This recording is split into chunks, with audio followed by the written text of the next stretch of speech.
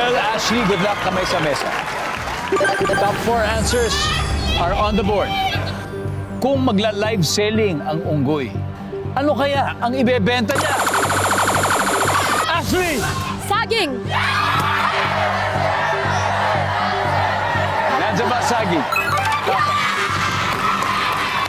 Ashley, pass or play? Play pa, Let's go, play this round. Let's go! Let's go! Galingan niya! Caprice, kung magla-live selling ang unggoy, ano kaya ang ibebenta niya? Damit! Basic talaga ang damit, ha? Nandiyan ba ang damit? Lena, kung magla-live selling ang unggoy, ano kaya ibebenta niya? Mga kuto. Pinagkakitaan niya yung kuto niya. Di ba? Malay mo talagang very valuable yung kuto. Nandiyan ba ang kuto? Yo!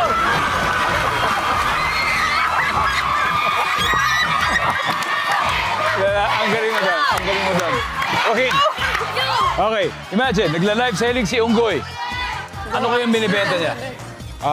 Puno o tiraan. Tiraan. Puno. Nandiyan ba yan? Puno. Wow!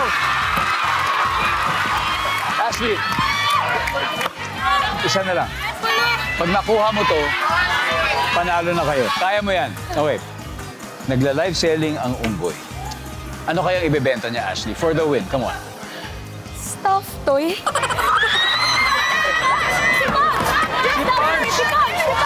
Oo nga, no? Survey says... Gus and Glory, mag-usap-usap na kayo. Caprice. Kung magla-live selling ang unggoy, ano kaya ang bibenta nila? Ang ibibenta po nila ay bahay! Bahay! Bayad mo pa. Bahay at lupa po! O, sige, bahay daw. O, tignan natin, eto na ba yun? Bahay for the win.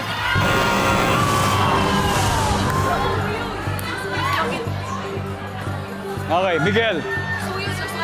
Kung magla-live selling ang unggoy, ano kaya binibenta niya? Suyod. Yung pantanggal ng kuto, yung suklay. Princess? Yan po, supply to you. Sure. Crystal? What they said! Sure, 100%? 100%! Okay, Heath. Kung nagla-live selling ang mga unggoy, ano kaya ang bibenta nila? Heath, baka may iba kang sagot. Namay sir. Suyod. Suyod na. Tama. Okay. Nandyan ba ang suyod?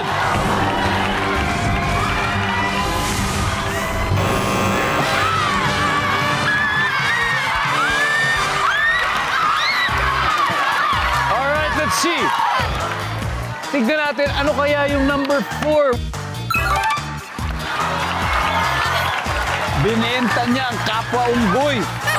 Wala, nilaglag ng unggoy ang kanyang lahi. Binenta ang kapwa unggoy.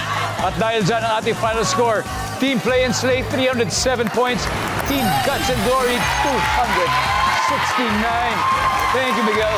Very good game. Very, very good game sa inyo, Princess. Crystal, and of course, Keith, mag-uuwi pa rin kayo ng 50,000 pesos. Guys, palakpakan natin sila.